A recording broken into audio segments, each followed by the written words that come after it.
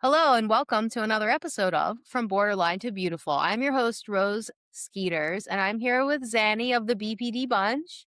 And we're going to try to talk about something together that's charged that we haven't talked about previously, and that is medically assisted suicide. And it's something it was actually brought to my attention by one of my clients. She sent me an article recently, and I think we'll just kick off the episode by talking about why we're passionate about talking about this, and then just go into our feelings backed by logic, of course, about why we don't think that this is something that it's a good idea. So, we don't want to be ignorant to this if we don't live in Canada, if we live in the States or elsewhere.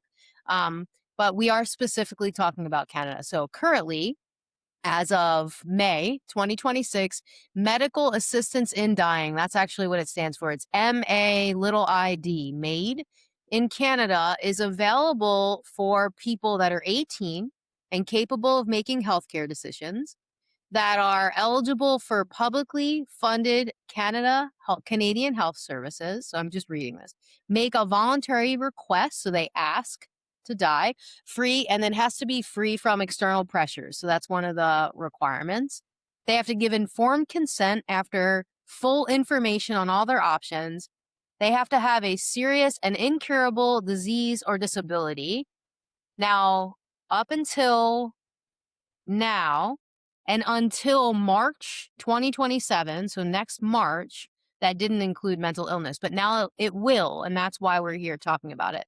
So a serious incurable illness, disease, or disability, mental illness, and that has to be in an advanced state of irreversible decline, and the symptoms have to be enduring, intolerable physical or psychological suffering, okay? So March 17th, 2027 marks the day where mental illness will qualify as a grievous and irremediable condition for MAID, right? And the same rules still apply, but what changes is that you have to be 18 years old, mentally capable of decision making, still voluntary, informed request with no external pressure. You have to have a serious and incurable mental illness.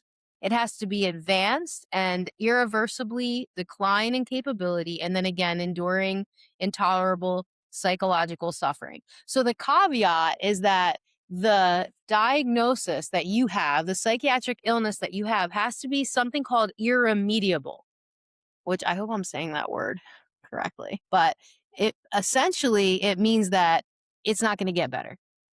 And there's no universal definition for this.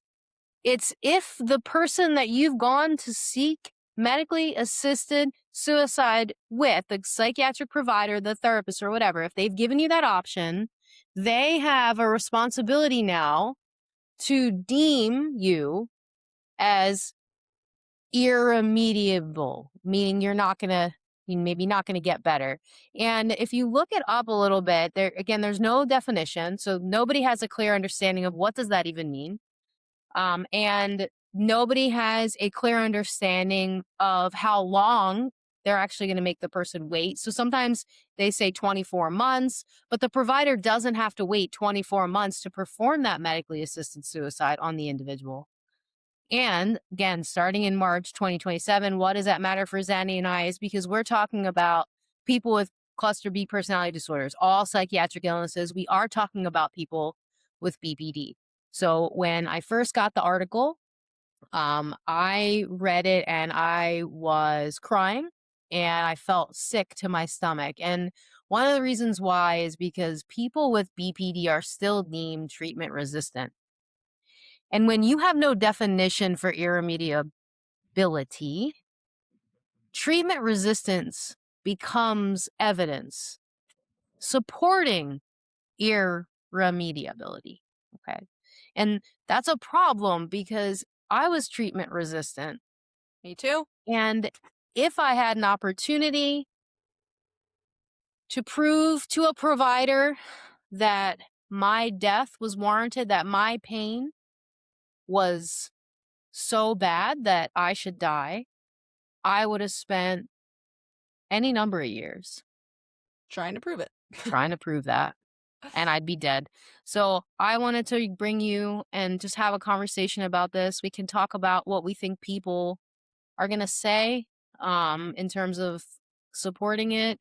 And then we can talk about really deeply why it's such a terrible idea.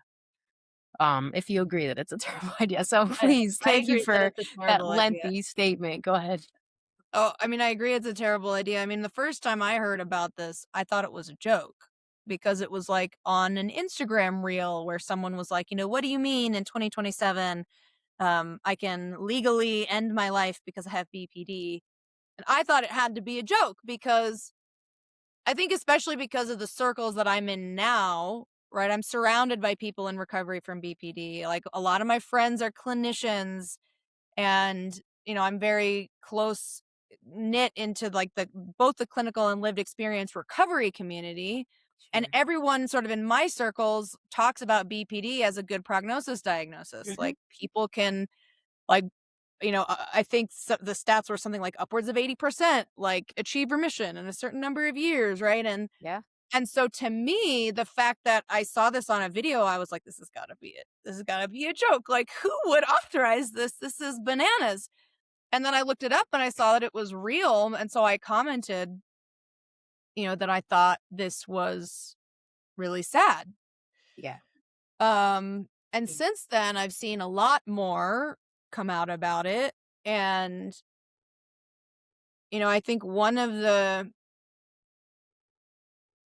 one of the ways in which this has affected me personally, like, so on the original video where I commented that I thought this was sad, someone told me, "Well, no one's forcing you to do it, so, like, it shouldn't really matter to you." So you shouldn't take an interest in human So I life. shouldn't I shouldn't take interest. So there's 2 sort of sub there's 2 things I would say to that. Number 1 is that humans are social animals. Yeah. We cannot both like want people to care about us and then tell them that they don't get to have any feelings about what we do to ourselves. Like that just Mhm. doesn't really make any sense. No. Um, you know, if you don't want people to care about you, okay, like at least logically that makes sense. You could say, no one should care about me. I'm going to do what I want. But you also then can't expect people to like have support you, right? Just that doesn't really make any sense to me. But then the other thing is like, no, I it's true, I haven't had a government agency tell me that I should sign up for this program. I have had strangers on the internet come to my page and tell me that because I have at some point been diagnosed with BPD, I should sign up for this program. I should go to Canada and sign up for MAID. And we had some people comment back like that was bullying, that was threatening, and the person responded, I am just recommending that you sign up for a government sanctioned program. Mhm. And Yeah. I think that is for me where part of the struggle comes in is that, like what people in positions of like the laws that we pass, the things that clinicians say, right? They all, even if they don't mean it to mean anything other than what they say, there's a lot of external perceptions that come from that. And so one of the things that I have now personally experienced is that, well, Canada's government says it's okay for people to do this. So therefore, it's fine for me, this commenter, right, to go to random people who've been diagnosed with this and bully them into signing up for this because it's a government sanctioned program, right? So therefore, it's okay for me to tell you to do this, even though I'm basically telling you, go kill yourself, Yeah. which is a horrific thing to say It's to horrible. anybody, It's horrible. right? And I don't actually qualify for a BPD diagnosis anymore. Yeah. So it's just the fact that I talk about having had BPD. This person believes I'm irredeemable, and you know, Canada says it's okay for you to die, so you should go sign up for that program and kill yourself. And Yeah. it was just like shocking to me that this person thought this was acceptable behavior. Yeah. Yeah. I'm absolutely blown away by this. But it's like, when we were texting. we talked at some point, and I said, you know, the framework or the lens through which you see the world, it just matters so much in recovery, right? Like, I did not understand that human life was valuable. I mean, I have a daughter, and she sure as heck knows that I didn't understand that human life is valuable because I decided that I didn't want to control my own behavior.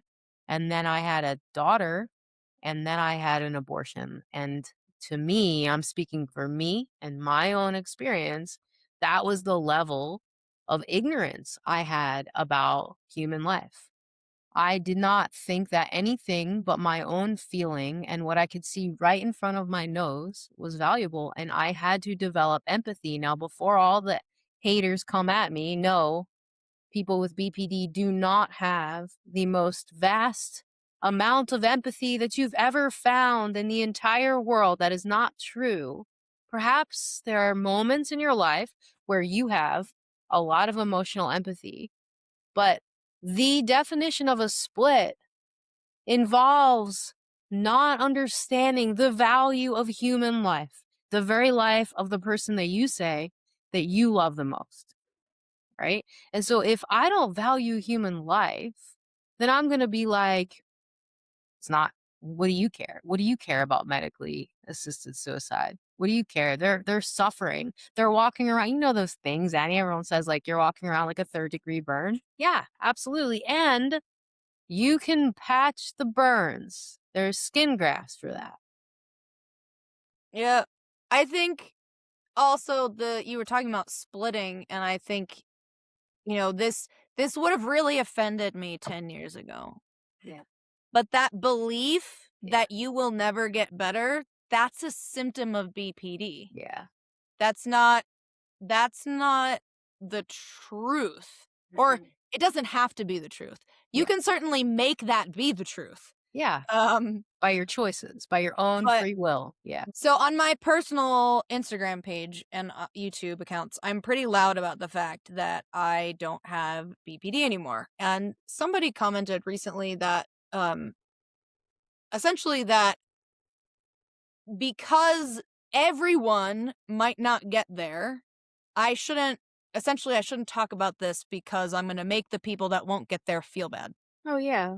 Mhm. And I think uh, no, I don't think everyone is going to get to exactly where I am. And a lot of small positive changes can really make a big difference in your life. Even if you never get to the point where you fully don't qualify for a diagnosis anymore, the idea that people with BPD are just always doomed to suffer at a level that assisted suicide is warranted, I personally think is bullshit. Yeah. Like, Yeah. and I excuse my French, but like, Yeah. Yeah. because to me, even when I still qualified for the disorder, right? Even just like when I was in DBT and I was not able to fully use the skills to their absolute best, right? Like, for example, here's a behavior I used to do. In an argument, I used to like really lash out at my partner or whoever else. And that usually would eventually end in like enough times that eventually ruptures the relationship to the point that it can't continue. Right. So, one of the skills that I learned was the stop skill. And Yeah. it's not like I learned the skill and then used it perfectly every time. Like for about the first year of using the stop skill, when at first I couldn't even get myself to leave the room. Yeah. But when I finally got myself to the point where I could leave, it wasn't like I left effectively. We might be in the middle of a discussion. I realized that I'm going off and I would just walk off, Yeah. which Yeah. is actually like super ineffective if you think about it. But Yeah.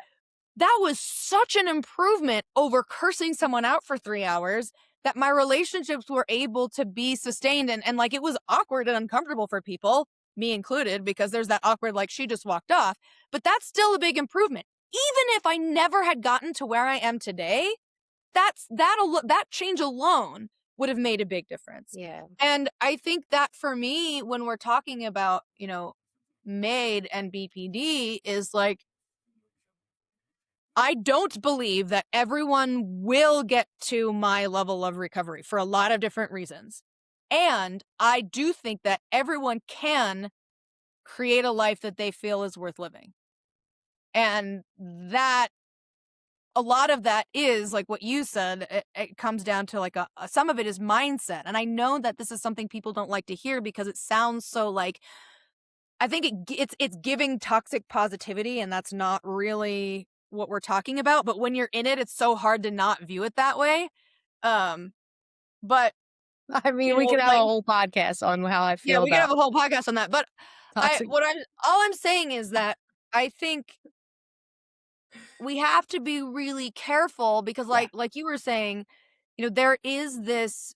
It's not part of the diagnostic criteria, but I've seen it in myself. You've seen it in yourself. I've seen it in pretty much not not pretty much but like most people I've met with BPD have this like I need to prove how sick I am streak, Yeah. Oh, right? yeah.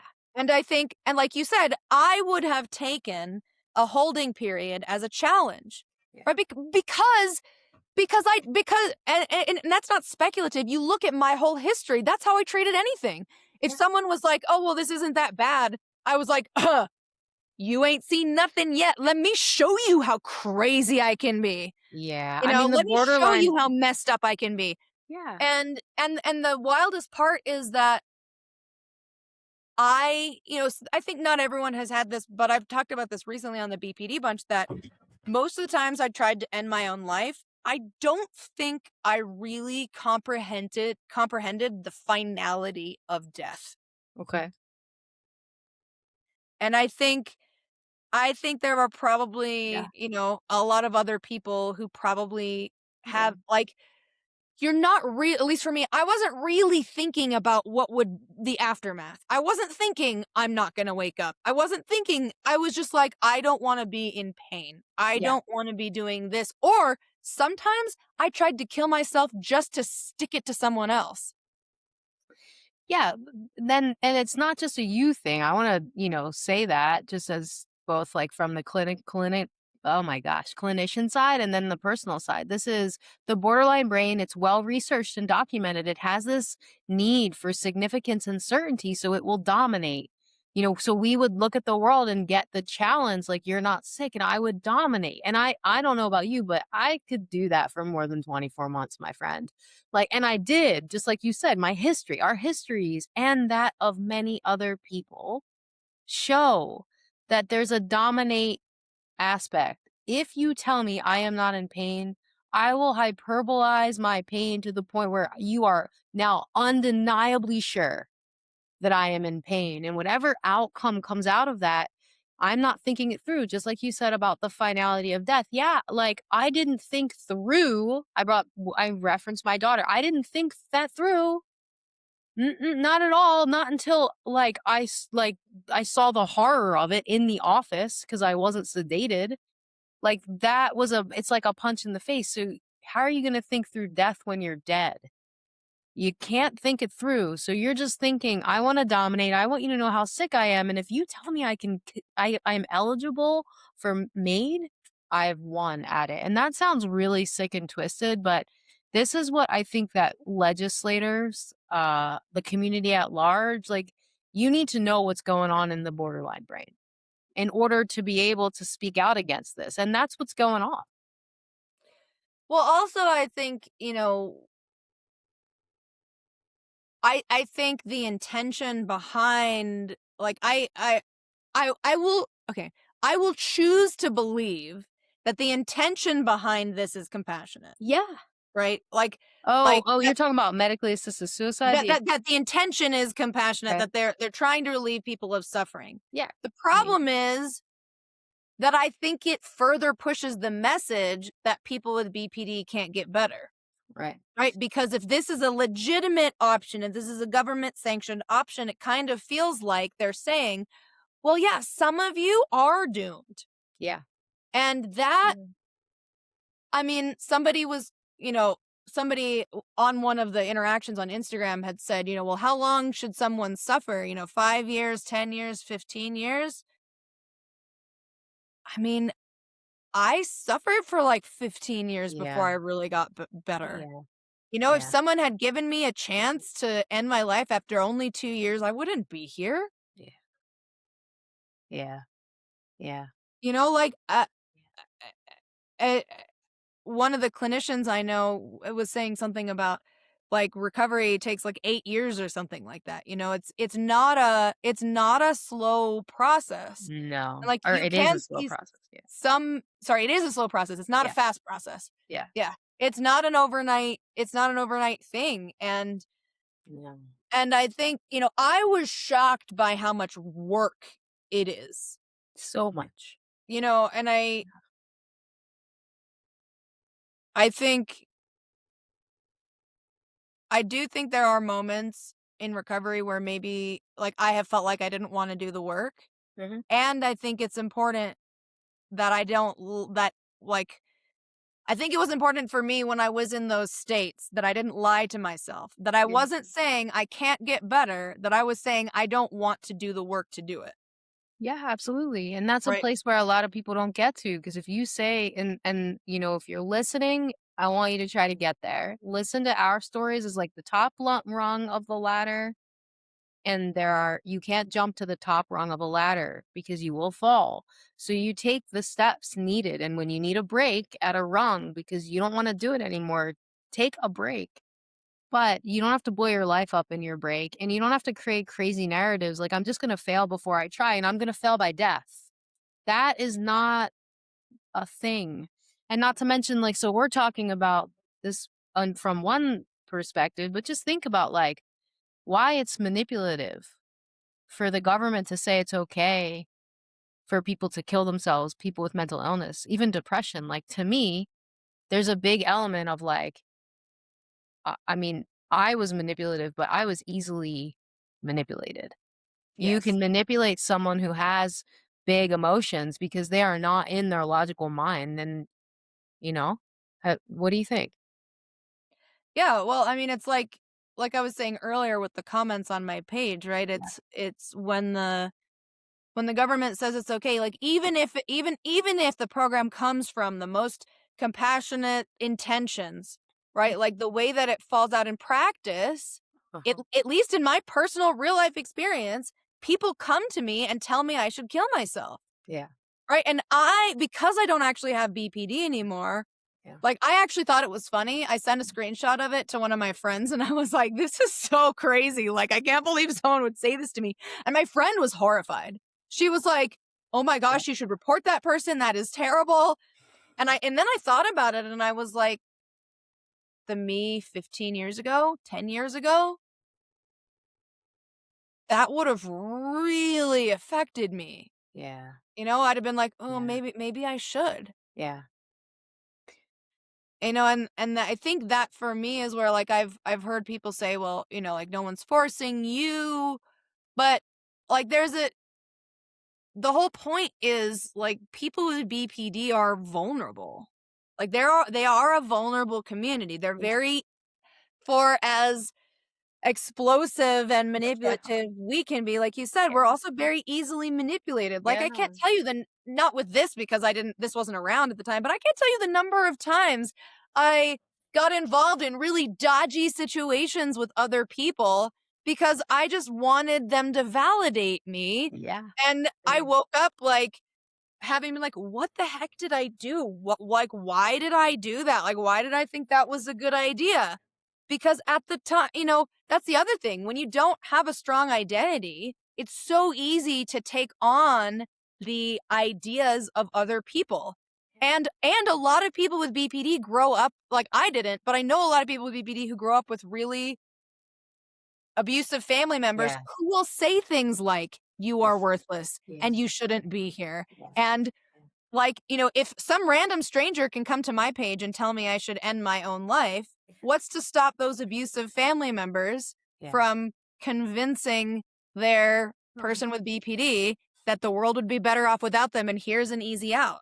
Right? Like the Yeah. idea that there will be no coercion, even if none of it comes from the government, like there's tons of coercion that will just happen just from the people in life. Like Yeah. already happened to me from strangers on the internet. Yeah. Yeah. Exactly. Yeah. Absolutely. I mean, you're right about all of those things. And there are people I've worked with people who have well-meaning, and I'm saying this, the partners are well-meaning, and they end up like drugging up the person with BPD with their PRN, and they just don't understand that what they're doing is wrong. You can't chemically restrain your partner, and again, they don't know. So a lot of this is all ignorance.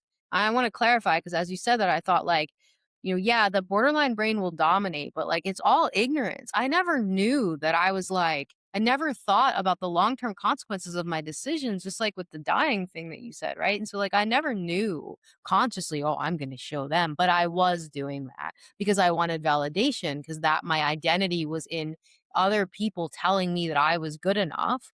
So my motive, these people, the people who are struggling with BPD who are going to be vulnerable to this, they don't have usually these awful motives, right? They don't know.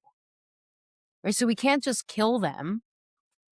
Oh, and we can't say like I mean the irremediability thing, it says you know, that you have to do all of your treatments. That's like one, you have to do treatment. So you have to do DBT, MBT, schema therapy, TF, transference focus therapy. I am a coach.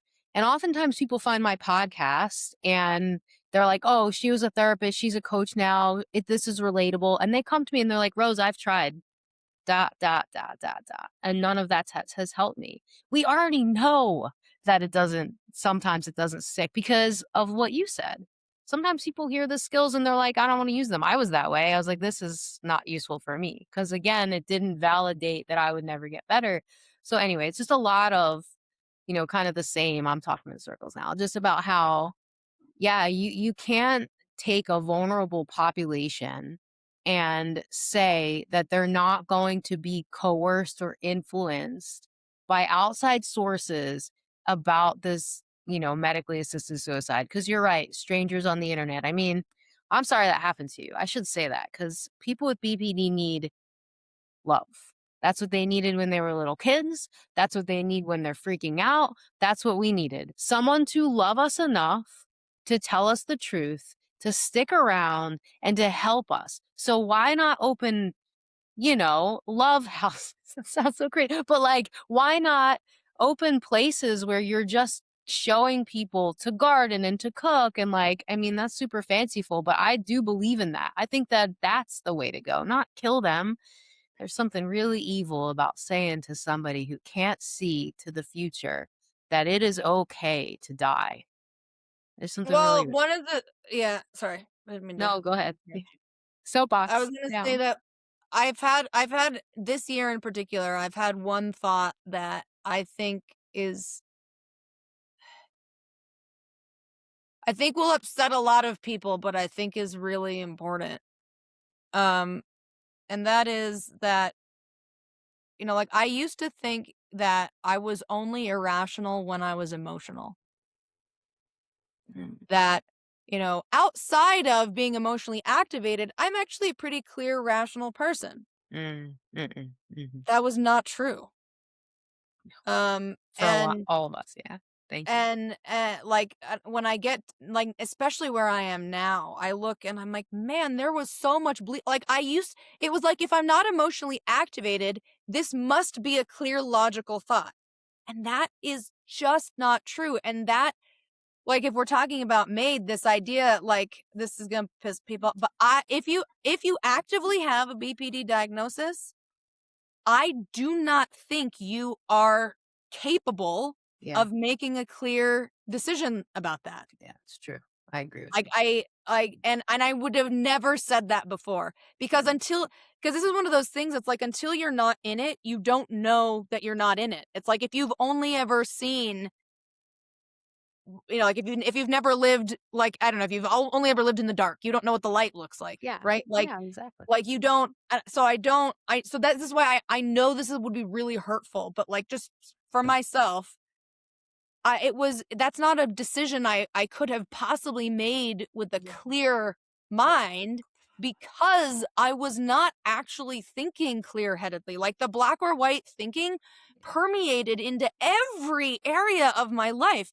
And yeah, I'm not saying that I thought extreme about every single thing all the time, but it's just not true that I was emotional and crazy and then perfectly fine the rest of the time. Like, those things were all really deeply interconnected. And I think just because somebody is not like in an active emotional state does not mean that they're thinking clearly. And I think that is something we have to be really, really, really careful about. Let's just turn that dial a little bit to make it even more specific. So that way you're not hurting people's feelings. I want everyone to know what's objective, observable truth, right? So if something is true, it means that other people can see it too, not my truth, like objective, observable truth. So the reason why that's the case is not because we feel like it's the case. It's because we know that the brain in utero with borderline personality disorder before it becomes disorder has developmental delays. They look differently for different people and the environment does impact them. But if you are born with a developmental delay and there's a pause button pressed in your development somewhere along the line for whatever reason, depending on your story, then when you're not emotional, you may be developmentally delayed. You might not be able to think about the big picture, which is a symptom of the disorder. And so you have to grow up. That's what Zanny, I think you're saying is that you needed to grow. First, you regulate your emotions and then you live in the world, right? And as you start to live in the world, this is what makes recovery such a long process, is because you learn over time your chronological age and your emotional maturity age, they start catching up to one another. And then you're Yeah. like, oh, Well, I can give you a specific example of what I meant. yeah. So let's say I get in an argument with somebody Hmm. and I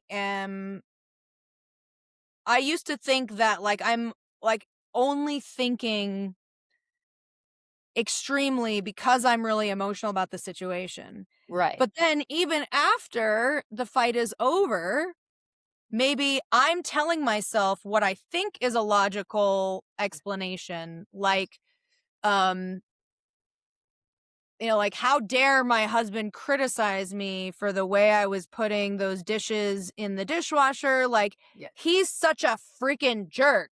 Yeah. And I'm not like sitting there like really amped up. It's just like, man, like I can't believe I'm with him. Like, why would he do that? Yeah. And the me now recognizes, Yeah. well, actually, he was kind of not that nice to me because I was laughing at him for the way that he does something. Right. And so Right. was him pointing out the way I do the dishes like the nicest thing ever? No. Yeah. Also, he was vulnerable to emotions because I was not that nice in the first place. Right. And so it's that kind of nuance Yeah. that Yeah. like you can think you're telling yourself a logical story and still be missing like in the BPD Yeah. active moment. Yeah. It feels like you're telling yourself a really logical story because you don't have emotions coming in and like making it hard to string a sentence together. And you might still be missing critical pieces of context. Yeah. And that's what I mean when I say clear-headed. I don't mean that I was thinking like I'm gonna fly to the moon with my magical wings, right? I Yeah. it's like it's so hard because it feels clear, and in a way it is clear. It's not enough to be Yeah. a robust picture Right. of what's happening Yeah. That's it. within you and around you. Yeah. And Yeah. and I mean I see there's a lot of people without BPD who have the same struggle, right? But Yeah. I I don't think any like, when I was in that state, I don't think it would have been ethical Yeah. for someone to think that I was clear enough to make a decision about my life in that way. Absolutely. Because Yeah. because I was already showing very clear signs of not being able to integrate all of the Hmm. really important salient facts of a situation. Like, I'm not saying we need to get everything all the time, but like the fact that like with the dishes example, the fact that I was mean to him first Yeah. is a pretty obvious critical part of that story that I was willfully forgetting Yeah. to make myself feel better about being mad at him for how he was treating me, Yeah. Absolutely. Yeah. I mean, that's right? why I think I just love mentalization as, sort of this add on to DBT for that reason, because it starts the process of learning the big picture. And that's true. Like, even when we look at parenting, like I myself and have a lot of people who are like, no, I'm a great parent. And it's like, okay, bro. Okay. Like, I thought so too. And also, you know, I am in a dynamic relationship with a child. And so if I'm having an episode, but not with the child in the same space, like my behavior is impacted. But I didn't want to look at that for like the 7 years of my son's life. And so and if you would have told me about it, I'd be like, no, it's fine. He's like watching TV. What's the problem? Because he's watching TV while you're in the other room having an episode, and you're really need to think that through, because there's a level there of like emotional neglect happening that might be painful for you. Like it was painful for me. And to this day, like I do everything in my power to like be a better mother for attachment to like rectify that. But that's part of it. I was making decisions for a little person, and luckily, I got through recovery and we're all good now. I mean, like by the grace of God. But that's another example of that. You're not wrong. And it's not to say that people, now we have black and white thinkers. So Zaddy and I are not saying that people with BPD shouldn't make decisions. We're saying that people with BPD need support in making life changing decisions. And I say that about I say that to family members about job and career changes, about childcare, about a lot of different things, because it's just true. You don't have to like the truth, but it's still gonna be true, right? Yeah. Well, I think I think the thing that got me in trouble a lot with BPD was that, like I was saying, not being actively emotional Mhm. made me think that I was automatically being logical. Yeah. And you can have such a conviction Yeah. that you are right about something and Yeah. still be completely wrong about it. Yeah. Yes. And I think that is, Yeah. I mean, and that happens for everyone. It's Yeah. just that when you're more prone to black or white thinking, Mhm. sometimes the convictions that you are committing yourself to are more extreme than the average person might have. So, like for me, thinking that I am inherently messed up, no one's ever going to understand me, I am never going to get better, I am always going to suffer like this. I mean, Yeah. for me, there was a couple of years after a really important relationship ended where the narrative was I will never find love again Yeah. and I can't live without this person. Yeah. You know, like Yeah. the majority of the times I tried to kill myself were over this relationship Yeah. Yeah. because I just could not fathom ever being better. And I was actively like at the bottom, like the very, very pit for 2 years, Yeah. Yeah. you know? Yeah. And the 3rd year wasn't that much better. Yeah. Like, I think that's the hard part too, is that, like, even if somebody does use this waiting period, Yeah. like, depending on where you are, like, I don't think 2 years is enough. Like, there's so many points in my life where, Yeah. like, I don't know, maybe it's because 'cause I'm 37 now and like, time goes by so quickly to me, but, like, 2 years is really not that long. No. We're gonna need advocacy campaigns. We're gonna need to, like, I don't even know. I don't know how much I can do, but I think of that like, what do I mean? It's like people to stand outside of the clinic and go, "Are you considering medically assisted or MAID for BPD or for any mental illness? Like, we need to talk. We need to figure this out. We need to figure out if this is a good idea, because we want medical practitioners and people. We want to believe that people have our best interests in mind, but they can only do so much with what we're telling them. I know for my clients, I can only do with what they're telling me. I can make conclusions and inferences based on what I know about BPD and what I did, but I only know what they're telling me. And so we can't assume that they have the best interests of the people in mind. And we can't get to every person who is considering this. I think the bottom line is like you can get better. And I think we'd have to agree to disagree. I think that people can have art recovery. People say that to me a lot, like, "It was for you, Rose." Like, my biggest dig at me Yeah. is like, "God only loves you, Rose." That's the big one, is like, because I was, like, such an atheist, right? And so, I don't know, like, I thought being demonic was cool. I was so against anything. You said Christian, I was out, and now I'm, like, the opposite of that, and so people will say, "Well, God only loves you, Rose, and people can't have what you have." And it's like, "No, no, no."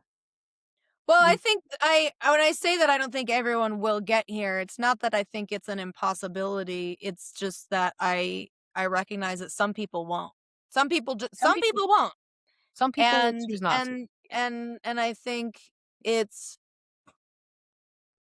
yeah, and I just want to, and I say that I think more to recognize that there are other factors that can sometimes make things harder. Like if you have a learning disability that makes it hard for you to yeah. retain new skills, right? Like that's the kind of stuff I'm talking about. So just to be clear, Thank you. real clear, like Yeah, unless you have a learning disability, something that makes change like actually really mechanically difficult for you, mhm. there isn't really a reason why this shouldn't be possible, Yes. It's right? 100%. Yes. But I do wanna recognize that, like, there are some people who are gonna have some of that, and that is gonna be a challenge or, be in Mhm. a part of the world where, like, they really don't have True. somebody like, some of those resources to gain these skills, and Mhm. even so, there are people who achieve recovery without that. It's just you really have to be a self-starter, and that's very, very hard. Like, I Yeah, couldn't have done that. I would not have done that. yeah, I would still be sick today without people pushing me. And that actually brings me to another thing about MAID. yeah, I think I only got better because it was the only option. yeah. Right. Yeah, that's a very yeah, profound. Yes. I Because only got because better. if because if because if I did not wanna like, I'll just be honest, I did not wanna do the work. Yeah. I did not want to. It was hard and it was difficult, and I have had so many discussions with my husband over the years where it's kind of felt like, "Yeah, you're doing better, and it's still not enough." Yeah. Oh, yeah. And, like, that is when you live with that kind of emotional sensitivity, that is a gut-wrenching conversation Yeah. to have over and over Yeah. again, right? Like, Yeah. change is difficult. But you can get to the point on the other side where you don't qualify for the diagnosis, and this is something that I'm gonna work on. I don't know how much I can say about this, but it's something that I'm working on in a research capacity with I some mean people, um, oh, okay. That's good. to like, actually prove and define this. Yeah. Good for you, But, you should. It's a thing. There are absolutely people out there who do not meet criteria. I have most of the people who are on my podcast on like recovery stories, they don't meet criteria. like, I mean, I think you can tell Oh when yeah, you for talk sure. to people. I mean, because part of it is just how you talk about your life, right? Like, and Yeah. how you think about things, like, makes uh, yeah, so I don't wanna get too off the track, but, like, No, do yeah, you have love? Is this recovery is, like, and when I say recovery, I'm not just talking about, like, I'm managing symptoms effectively. Like, I don't experience most of the traits of BPD as symptoms anymore. It's not that they're completely gone, because that's a part of being a person. Like, I think this is one of the biggest problems in the way that we talk about personality disorders. We talk about them as though they are these discrete afflictions that you have, Yeah. and that it's like you are afflicted with this specific thing and everyone else is a perfect angel. And that's just not how that works. Like, we are all on a spectrum of personality functioning, and even healthy people hop into elements of personality dysfunction from Yeah. time to time, like in their interactions, right? Like, no one is is behaving perfectly effectively in all situations. And so Yeah. getting to the point where you don't quote unquote have BPD anymore doesn't mean that you walk off the spectrum altogether. It just means that you move from this hanging out here all the time to the more average end. And it's a combination, I think, of overcoming and Mhm. learning to manage. Because Yeah. I had a really impactful conversation with my therapist a couple of years ago. I was complaining to her. I was like, I was angry and I had to talk myself off the ledge from doing something ineffective. Mhm. And she was like, "Well, yeah, I mean, that seems effective to me." And I was like, "No, you don't get it. Like, I had to talk myself off the ledge." Yeah. And Yeah. she was like, "I have to do that sometimes. Yeah. Like, what do you think what do you think a normal person does?" And Yeah. I was like, "Well, Yeah. I just thought they never, like they never get angry enough that they have to do this." And she No. was like, it's not that black or white. Like, yeah, maybe if you have to talk yourself off the ledge all the time every day, maybe there's something else going on there. But yeah, if something gets you really fired up, like if it gets me really fired up, yeah, I have to have I have to actively tell myself, like, no, you don't want the bad consequences that come from this. And Yeah. I was shocked Yeah. because I had literally been going around my whole life thinking, oh, normal people don't have this. Normal people never deal with this at all. And that is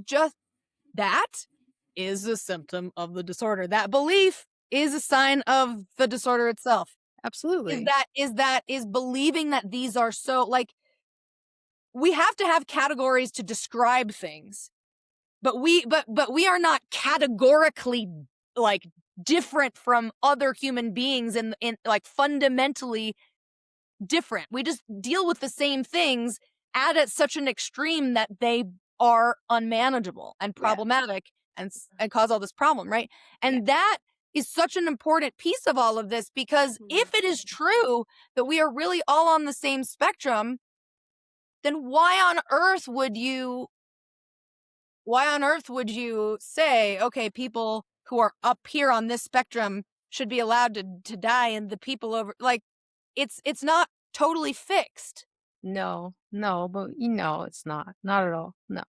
And I think it just all comes down to the conceptualization of like psychiatric illnesses, right? It's even with BPD as you're talking, like I'm really firm in this is a social emotional learning thing, delay.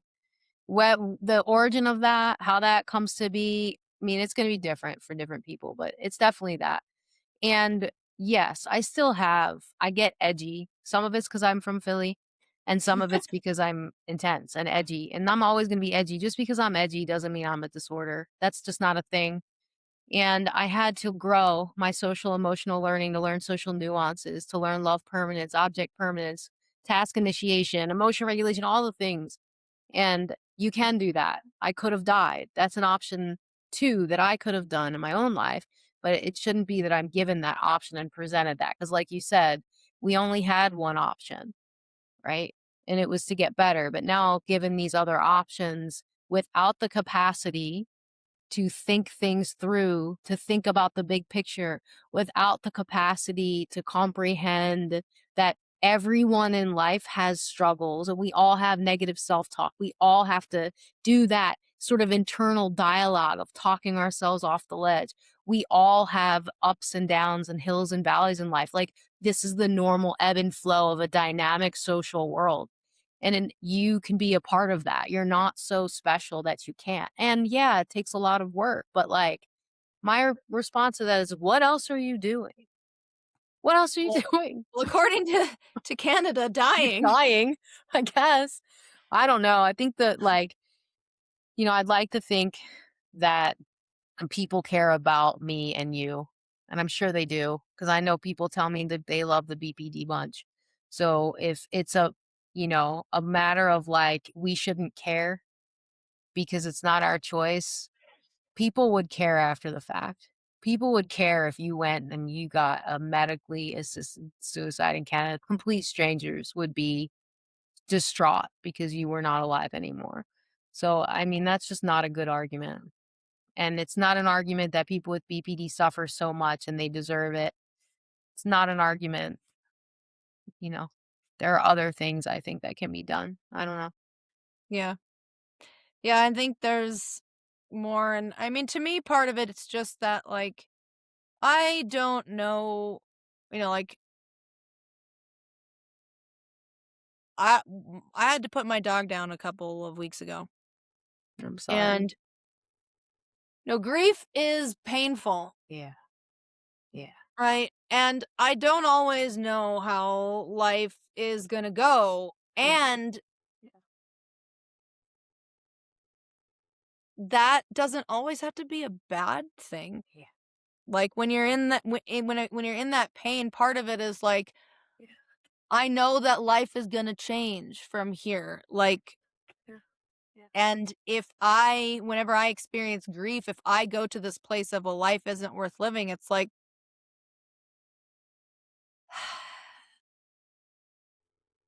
Yeah. it's sort of like you don't know, right? But if you die, you know for sure where it ends with whatever suffering you have right now, Yeah. Absolutely. right? Mm. And, Yeah. it's I mean, I'm recovered enough that when my dog passed away, I didn't have any thoughts of, like, wanting to die or anything, but it was just like it was the it was like, "Oh, wow," like, yeah, you even in recovery, you can still experience intense emotional pain, and, like, as it turns out, this is part of the deal. This is Totally. part of being a human, is that, things can be pretty painful. Um, it was funny, I was crying. I'm getting on a bit of a tangent, but I was crying in the kitchen, and my husband was like, "Well, it's a good thing you're gonna chat with your therapist." Um, and I was like, "I'm just sad. Like, this is not a problem. Yeah. Like, I'm just feeling an emotion. It's Yeah. okay." Yeah. I do still, even though I don't have BPD anymore, I see my therapist because I just feel like compelled to put this out here. Um, Mostly because I still have ADHD, and, like, executive Oh, yeah. challenges with, like, organizing my time. Uh-huh. So she's kind of become she helped me get to the point of no longer having BPD, and now we check in every week with how well I'm doing with sticking to the things that I Yeah. say I'm gonna do, Yeah. like, for myself so that I can try to be, you know, I don't know that I'll ever get to the point with ADHD that I did with BPD, but I'm still gonna try really hard to, like, manage those, because it's mostly, like, disorganization and Yeah. that kinda stuff, so she helps me with that, but Yeah. I yeah, have hope so for you. I have hope what? for you. I was on Ritalin for years and now I don't take any of it. I had to learn task initiation. I had to learn planning, organization, time blindness, all the things. I'm not perfect. There's variations, but I have hope for you. I know you can do it. It takes an accountability partner. Good for you. People can go to therapists as long as the therapist isn't hurting them. You can Yeah. go to have somebody to talk to. Good for Well, I you. always feel like I just have to qualify that because if it's like, "Oh, if you don't have BPD, why are you still seeing a therapist?" Because I still have other problems, and in my case, like, I feel like ADHD was part of what was the prerequisite for me for Yeah. having BPD because Yeah. I had because if you think about it, it makes sense. If you have struggles controlling I your attention and you are more emotionally reactive, as a lot of people with ADHD are, it's pretty easy for you to then walk away from interactions with kind of distorted interpretations because you weren't able to, like, totally encode what was happening in the first place, Yeah. right? Yeah. So because everyone wonders, like, how do you have, like, people meet my parents and they're like, "You're how do you have any issues? Your parents are like great." And I'm like, it's just, I think the delay thing that you mentioned is absolutely part of it. And then if you just have a little bit of neurodevelopmental challenges and then that interacts with the world, it's like Yeah. you can end up And in a weird place real quick. the people who've had, like, trauma, like, that whole it's just perfect storm, but yeah, yeah, that's why people with BPD can't think big picture.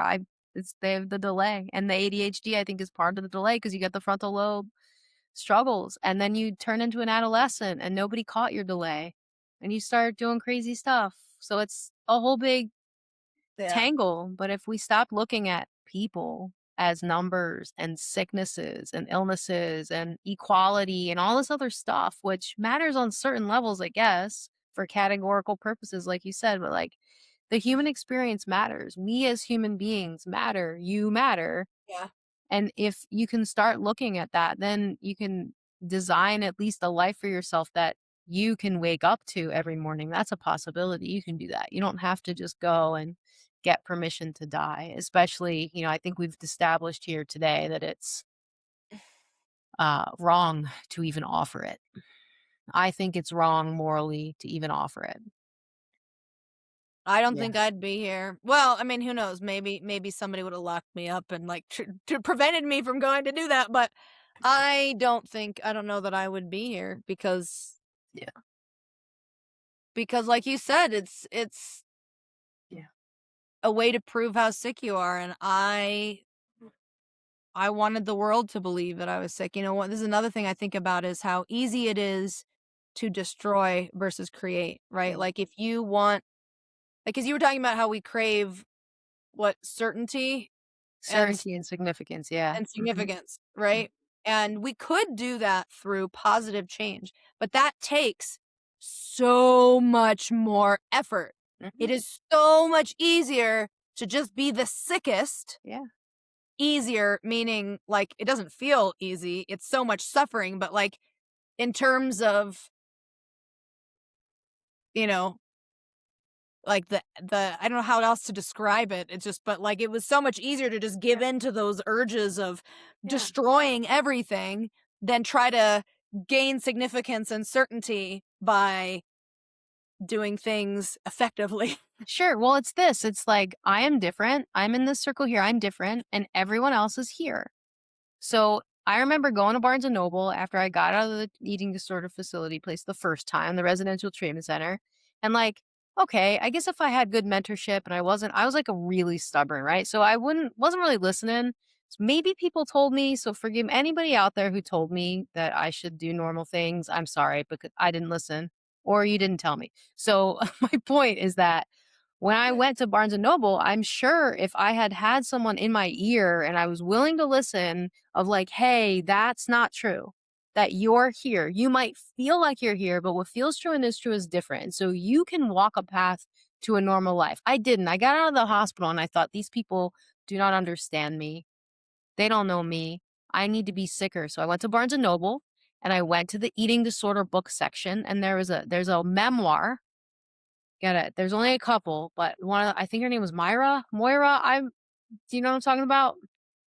Okay, I'll have to link the book. Well, no, I'm not gonna link the book. I found a book, and it's probably better that I don't know the name of it because I read it and I studied it and I highlighted it, and then I became You learned her. how to be sick that way? I learned how to be sicker. Yep. So I went back in and again didn't know the consequences of my decisions. I started taking like all of this thyroid medication and then my heart is now fragile and now I'm back in the same residential treatment center in the medically fragile place. Not really any thinner cuz I am 5'4" and Italian. So that's just not in my genetics. So I wasn't emaciated, but I was dying. And that happened many, many, many times. And I know for a fact that there are listeners who are doing that right now. I just want to validate that I learned how to be bulimic from health class. Yeah. And I was like, Yeah. I'm just going to do it better than them. Yeah. Yeah. It's Totally. just like, oh my gosh. Totally. Ugh. But where does that come from? Back to like May, right? It comes from like, I'm so different. So I have to do different things like these different people do. And I'm going to find somebody who feels different like me because they're relatable. And then I'm going to do that. It's that. And that was why I think this is a social emotional learning thing. People like, so then you're going to go and do that for suicide. Death is final. And then maybe you can say, but we're all like, I'm nihilist or the new thing. I'm an absurdist. Like, okay, are you really? Because there are no atheists in a foxhole. So are you really? Do you really know what you're saying? No. And for the people who are in charge, because that's really, I think this conversation is on so many levels, right? But for the people who are in charge, like, are you okay with killing people that don't understand the full concept of dying? Like that, are you gonna like, how can you live with yourself, right? Because of equality, because it's not fair that the people this is the argument, it's not fair that the people with psychiatric illnesses can't kill themselves and only people with cancer do. They are not apples and oranges. It's that whole, like, it's not comparable. I don't think it's comparable. Well, what doesn't make sense to me is if you wanna argue that people with mental health issues should be, like, treated until they can stand trial or whatever, Mhm. they should not then be allowed to end their lives before they are sufficiently treated that they could make the decision to end their lives, right? If you're gonna put them in treatment until they're fit to stand trial, you should put them in treatment until they're fit to make a rational decision to end their life. Yeah. Absolutely. Yeah. No, it's just like, I don't know that like, those 2 things seem fundamentally opposed to me. Maybe I'm just out of No, touch, but though they seem fundamentally opposed to me. Those don't make sense. they are. But again, it's taking advantage of a vulnerable population. And we're just talking about people with BPD because that's what we talk about. But I mean, people with depression, people with anxiety, people who are recovered from BPD and fall into a state of depression because that happens. I mean, all these people, and the one thing that I've learned in all of this is love. Like, we all needed love. And what is that? Safe space. People with BPD need a safe space where they can have their emotion and then they can know the truth and have their emotion and learn the truth and have willingness and willfulness and have this back and forth battle until all of that work is done and all of the skills are learned and they can settle down in their nervous system and live. That's what they need, not this, you know. Yeah.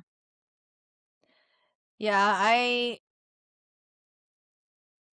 I understand that some people are really gonna feel like they're suffering and they want a way out, and I just I just cannot see a scenario in which the cost is worth it, No. No, that right? person Like, that you're thinking of, their life is worth it, yeah, and and they don't know it. It's worth it. I just know so many people who wouldn't be here, Yeah, like yeah, 2 of my best friends who I talk to every day are in recovery from BPD, yeah, and I don't know that either of them would be here either, like, if that had been an option. yeah, So, yeah. So, if there's a pathway to not making it option, or I'm gonna keep looking for trying to yeah, I find. mean, we may not be able to have any control over the policy, but my goal is just to keep being loud about the fact that full robust recovery is possible. You can get to the point where you don't have the diagnosis and you don't have to be afraid about relapsing either.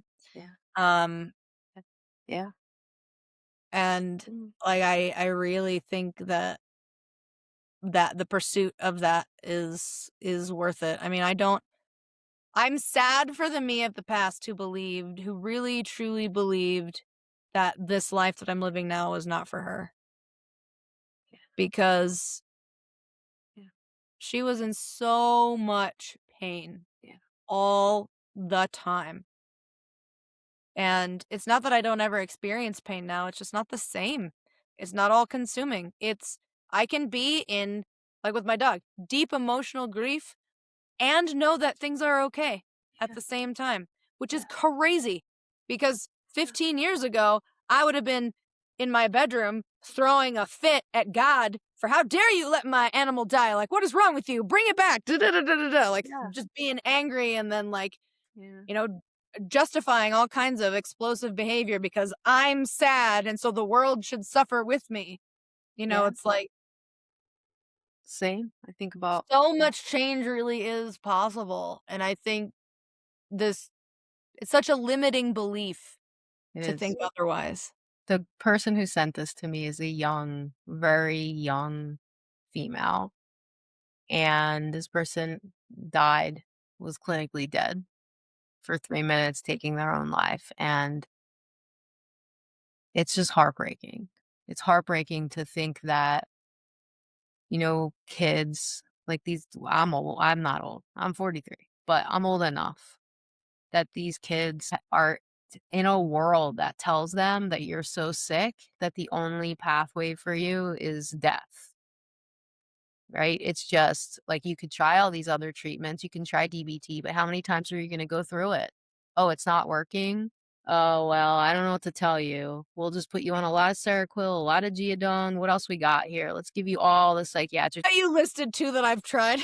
Yeah, same. Me too. Me too, though. Like all the things I Yeah. say are things I've been through. I was on all kinds of meds, cocktails, and then meds to offset the meds, and now the peptide craze. You know how many clients I have that are vomiting with illness because they're on the peptide because of the metabolic syndrome from the medication? It's a lot. It's a lot to watch people suffer, and you're suffering, but you don't have to die because there is a better life for you. And I'm sure you've had good days. Like in that time when you wanted to die, didn't you have good days? You maybe Yeah, not have wanted to admit that you had good days. You had good moments and good days. there's things I certainly remember as being better than I think I experienced them at the time. Yeah. I mean, the other thing too is that, like, when you're feeling that badly, a lot of the times the people and situations you attract into your life are not healthy ones. Yeah. So it compounds everything, right? So at that time, I was like seeking out people who were not challenging me to be better. They would not tell me the truth. They would be like, let's go do drugs together. Let's go do more stuff to make you feel even worse about yourself. You know, like one of the most revolutionary things, something that people have been telling me for years, but that I did not really understand was that actually taking care of your body makes a big difference in your mental health. And I was just like, "Psh, oh yeah, eating well and drinking water and sleeping on time. Yeah, that's gonna like revolutionize my life." Well, no, actually it did. Yeah. You know, not in the sense that it made BPD go away, Yeah. but oh my gosh, it is so much easier to actually use the things you're learning when you're not dehydrated, malnourished, Yeah. and sleep deprived. Yeah. That's a skill, right? The plea skill. Like Yeah. that's the one where we were like, "Pff, give me another one that's doing nothing. You know, Avoid well, mind it's altering substances. yeah, no, I mean, I wanted to do all the drugs. It was just like Yeah. there's all these other elements too that like we often, we just tie all this stuff together Yeah. as if it's just an inescapable fate, but it's like, Sure. I mean, you can just cutting out the bad influences, Yeah. like, and taking care of your body is already a makes already already makes a big difference. It's I'm not saying you're gonna wake up being like happy about life. You know, there's still other things, but Yeah. gosh, even like 5 or 6 years ago when I'm having like really bad depressed periods or whatever, they're nothing half as bad as when I was trying to distract myself with drugs and alcohol and staying up at all night. And then, Yeah. I mean, the number of times I was depressed and hungover, Yeah. I never want to go back there. Yeah. Mm-mm. Absolutely. Yeah. I totally. So all of what you said is relatable, and I'm sure a lot of people out there will find that to be the case. And I think just some takeaways: recovery is hard and life is hard, and that's awful. And you can recover, you can get better. It's a good prognosis diagnosis. If that hurts your feelings, then you really have to work with somebody to help bring the dial down of that emotional intensity so that you can know the truth because we love you. We wouldn't have recorded this episode if we didn't love people struggling with BPD because we were there and we were in that struggle as well. So you are loved, you are worthy of a good life. The world isn't all bad. Other people aren't so different from you. They're just different in terms of the borderline diagnosis, but they have variations in their personalities and struggles just like you do. And you can build a life worth living. Suicide doesn't have to be an option. And we have to consider this as a policy that whether or not it takes advantage of a vulnerable population. That's my takeaway. Anything to add to that as we wrap up, Zan? Yeah, I would just say that I think you just can't divorce these things from the society. And even before this has even taken effect, like I said at the beginning of this episode, right? Like I had somebody come out to me who thought it was perfectly acceptable to tell me that I should kill myself because it was a government sanctioned program. Yeah. And I think, to me, that's the biggest, like, forget policy, forget all that. That, to me, that's the biggest risk, is Yeah. how it will affect public perception of BPD, and that Yeah. random, Yeah. people Yeah. will feel like it's perfectly acceptable to suggest to someone that they kill themselves. It's Yeah. already happened to me, and I not even like acting out problematic behavior. I can't even imagine what it would be like for somebody who is actively in it to hear that from people. Yeah. It would Um, be heartbreaking. and For sure. yeah, I just think that we have to be really careful about that because I think it's gonna make the stigma worse, not better. Yeah, definitely. I agree. For a good prognosis diagnosis. Sigh. All right, everybody. Well, thank you so much for tuning in. We want to hear from you. So you can go ahead and write in the comments. You can email me, rose at thriveonlinecounseling.com. Where can they find you, Zanny? They can Xanabel at gmail.com is where I would have somebody send me something. Awesome. And I have a group coming up. So if you need support, especially if you are home for the summer in college, doesn't matter. You don't have to be in college, but if you're home for the summer and you need support, group starting up first week in June, you can reach out to me there or you can text me at 844-984-7483. I'm always here for anyone who needs support. Don't let death be your option because there is so much life in recovery. All right, everybody. See you next week for another episode of From Borderline to Beautiful.